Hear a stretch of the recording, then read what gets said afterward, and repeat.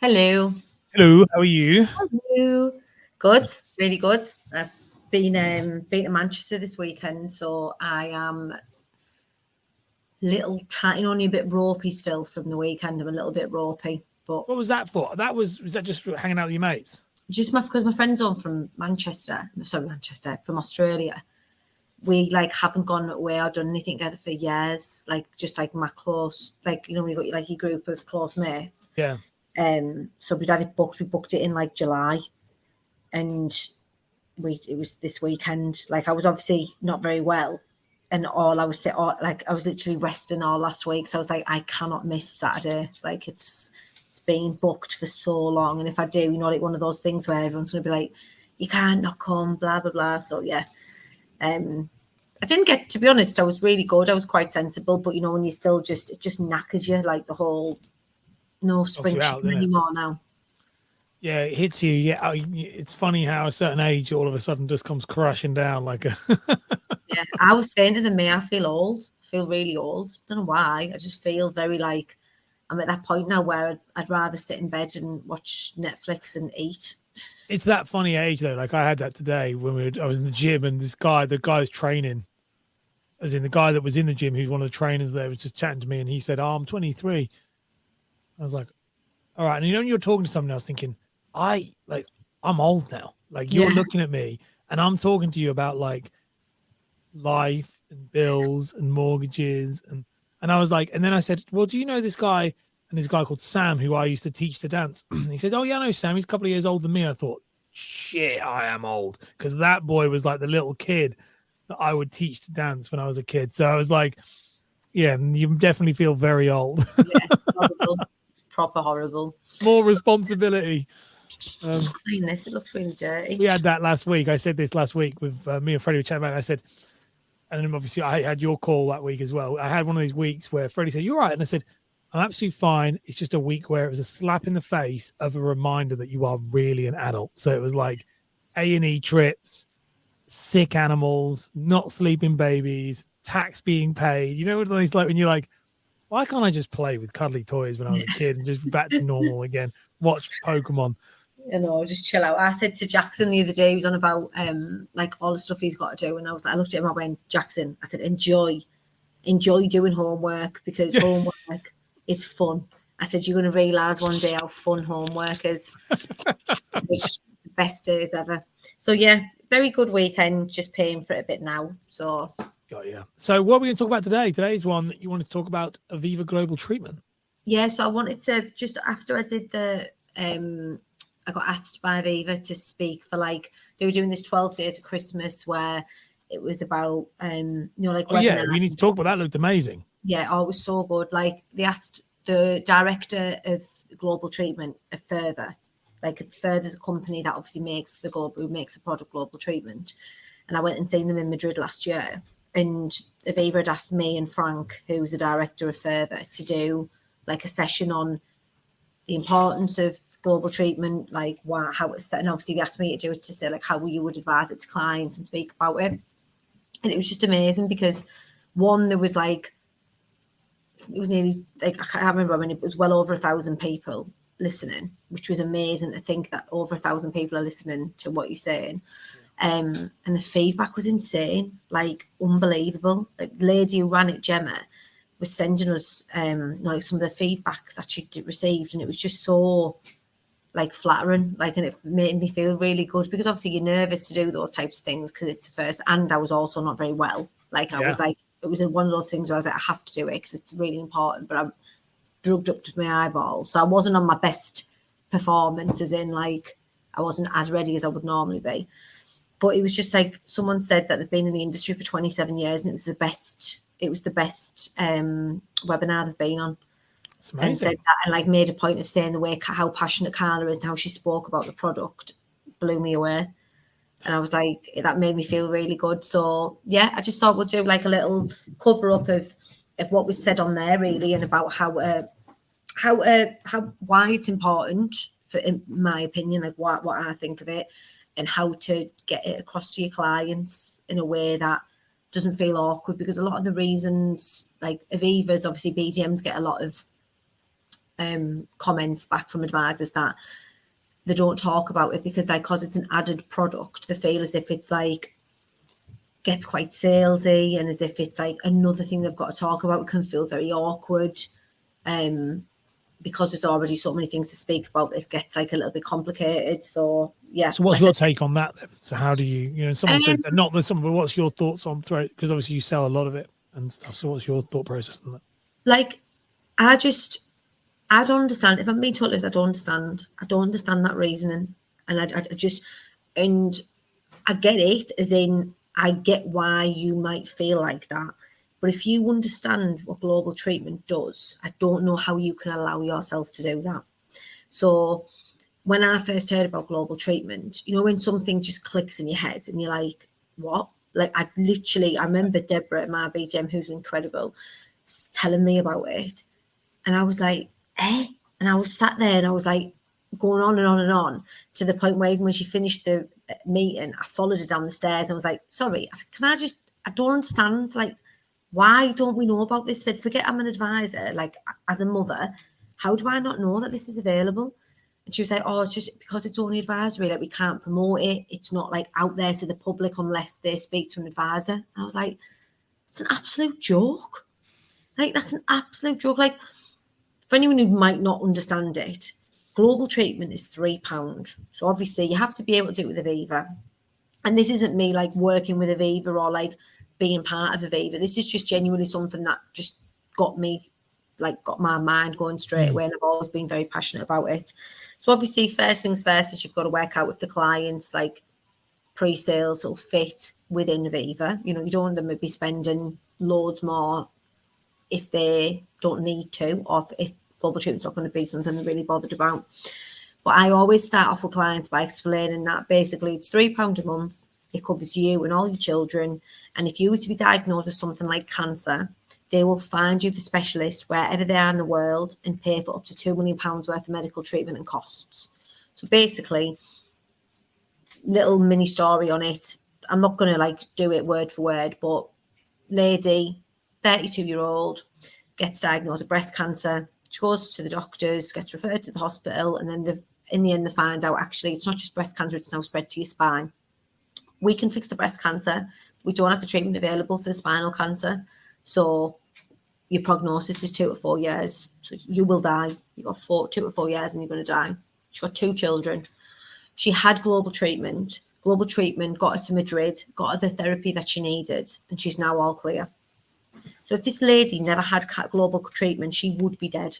And that, to me, is like mind blowing. Like, and even if there was another lady who had breast cancer and the NHS could treat the breast cancer, but she didn't want to go on the NHS, she wanted to have the specialist, like the best in that particular type of cancer worldwide, who was in Germany. So global treatment flew out of Germany. I think it was 18 times getting a treatment, even got reconstruction surgery there, because she was paying £3 a month. Now, you get a lot of people and you get other providers saying, well, yeah, but what's the likelihood of needing it? Well, considering that you're constantly telling us all day long that cancer's 1 in 2, quite a lot. Yes, right now, the stats for global treatment aren't like, they're not doing thousands and thousands a year of cases, but the product itself is really young. And in terms of like people claiming and the age bracket of when people would start a claim, it hasn't reached the maturity level of being able to say, like, we get all of these cases, and it's only advisor based. So if a client speaks to an advisor who isn't speaking about global treatment, you ain't going to know about it. And this whole industry is based on risk. That's it. It's all based on risk. Whenever I speak to a client, I base it on, in my brain, you're going to get cancer next week. That's how I look at it, because I know that if I've done a good job and I know that in a week's time, if something like that happens, everything's going to be exactly as it should be for them. Because if you take out a policy or you speak to a client feeling as if nothing's going to happen to me for years though, then why are you taking it out then? Like, why have you got it?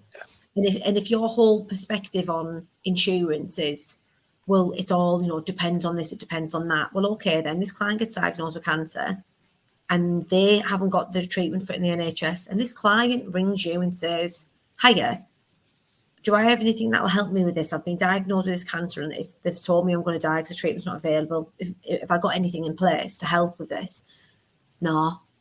Oh, well, my friend's got this thing called global treatment, and like they would have this access to the best treatment worldwide to see the specialist for this condition anywhere in the world.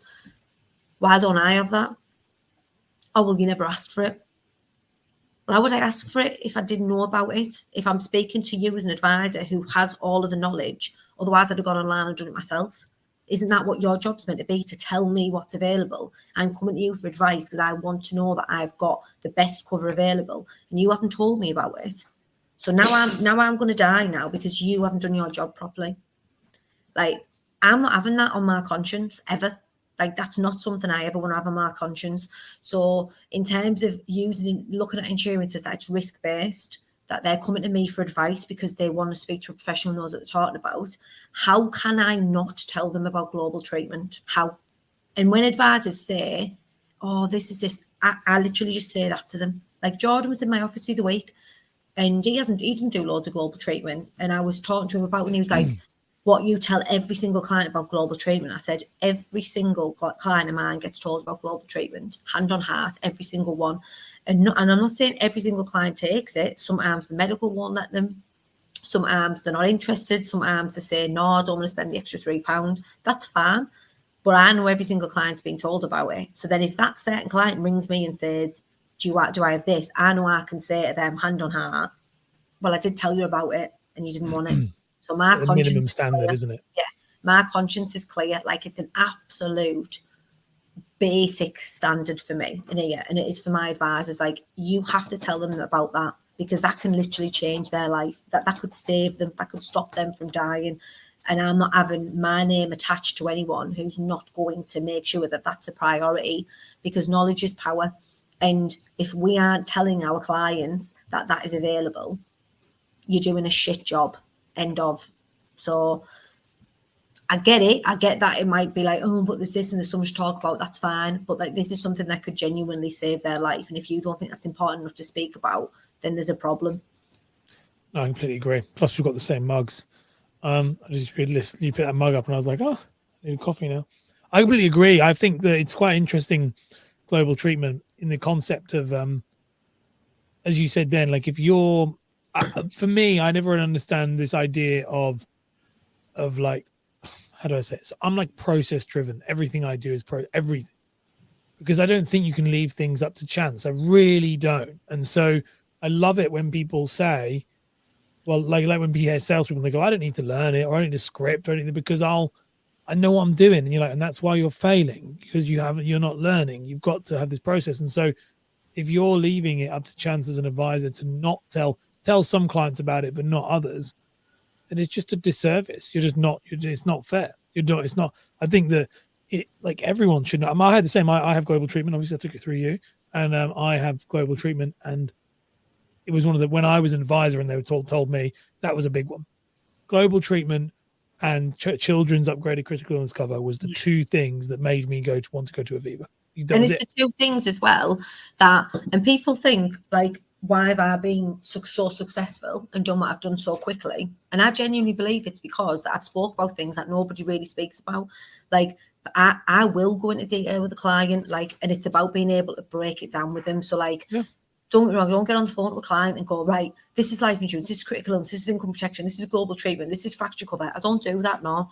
I do it in stages. I break it down. So like, the global treatment thing for me, the reason I speak about that early on in a conversation with a client is because if that's important to them, then I know I've got to go with Aviva first. If it's not important to them, then I can go to the whole of the market. And I've had it before where a client was so concerned about global treatment, which there will be. You've got to think, cancer's 1 and 2. You'll have people who've had mothers, fathers, brothers, sisters who've had cancer and died because the treatment wasn't available, or the one that would have helped wasn't available. So they're really, really passionate about it. And I've had it before where she said to me, this particular client had quite a high BMI.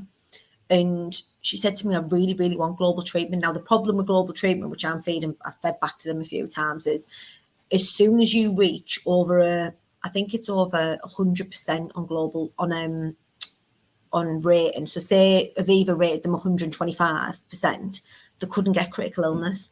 Now, if they can't get critical illness, they can't get global treatment, because global treatment is under as a critical illness product. Yeah. So if the client can't get critical illness, they can't get global treatment, right? And I think it goes, I might be wrong, but I had this lady who had 100% rating. So I remember I'd said, right, I'm going to check all the providers and see who's going to be the best for you. And I think it was Scottish Widows. I think Scottish Widows were rating at 25%, and Aviva rating at 100%. So there was a 75% difference in price. And I told her that. I said, right, I can't remember the figures, but let's just say it's going to cost you 20 quid with Scottish Widows, or it's going to cost you 35 quid with Aviva. And she wanted Aviva. And she said to me, she went, it's not, she said, I think it's ridiculous that it's £3, but I'd be willing to spend 30, 40, £50 a month to know that if anything happens to me or my son, that I have got that available. How can you? I remember saying to her, I'm so glad you feel like that, because I feel exactly the same way about it. Like, if someone said to you now, Ash, right, God forbid, something's going to happen to you or one of your children, how much would you pay a month to know that you're going to be able to see someone worldwide to be able to keep them alive? How much would you pay a month? I'll pay 50, 60, 100, 200 pounds. Wouldn't matter, would it? If someone no, said gosh, to me, doesn't matter. If I knew, more than my mortgage, yeah. If someone said to me, if I knew, yeah, there's a strong chance that probably 70, 80% chance, 50-50 chance, cancer's 1 in 2. It's a 50-50 chance that Paris is going to be diagnosed with something before he gets to 21. And oh gosh, no, I pay whatever. Like I mean, in general, the product I think is worth more than it is, but there is no amount of money that matters at that point, really. You know, you look at it like one of these things. I think that's you said right with insurance is like it's all about like relative cost. I think a lot of the time people don't think about relative cost, and it's like it doesn't matter. It's all retrospective afterwards. You'd pay. You spoke about it in your last one. How much money do you pay to go and see a private person or whatever when you have it? You pay thousands, tens of thousands, hundreds. That you would. There's no amount of money that you would put on that if it was the difference between that spinal thing or not once you've got the spinal thing. But that particular client, right, she said to me she would pay £50, £60 a month just to have global treatment. I would global treatment, yeah. I'd pay about £50 a month for global treatment. Because she wanted to make sure she had it. Now imagine she hadn't spoke to me and she spoke to an advisor and never even told her it was available. Like, how, and that's the part I don't get. Like, I'm not saying that every single client needs to go with Aviva or that every single client needs to have global treatment. But what I am saying is that every advisor, if you've got a client who's coming to you for the best advice because they want someone professional to deal with their cover, then you are doing them a disservice by not telling them it's available. Because if something that happens to that client, the only person they're going to blame is you. So for me, forget sales, forget anything else. It's that conscience over commission. It's what is the right thing to do by that client. And, you know, yes, some people would say, well, no, I'd rather, like, instead of having like £10 a month life insurance, I don't want to do £7 a month life insurance and then add on the global treatment because it might not give them as much and they might not think it's as good. And I'm like, but that's not your decision to make. That's theirs. Your responsibility is to tell them what's available and to give them as much option and as much clarity as you can. If you aren't telling them about global treatment, then you're the one that's going to get the blame if something goes wrong. And for me, no amount of money is worth that. Like, I want to sleep at night. So I know all my clients have been told about it. They don't want to take it, that's fine. But I know they're aware of it. And that's what my responsibility is. That's my duty to my clients. Spot on. What is your parting words? This is a long episode. We're doing a good one on this. You're so passionate about this topic. No, I am so passionate about it, and like parting words would be, you know, if anyone doesn't understand how to advise global treatment, feel free to reach out to me or reach out to someone at Aviva and ask them for more help on it, because this whole thing of like having to do what's right by your client, for me, global treatment is a massive part of that. And sometimes it's the difference between being a good advisor and an advisor who just wants to earn money. And don't be an advisor who just wants to earn money, because karma's going to come back around. So just make sure you're doing right by the client and conscience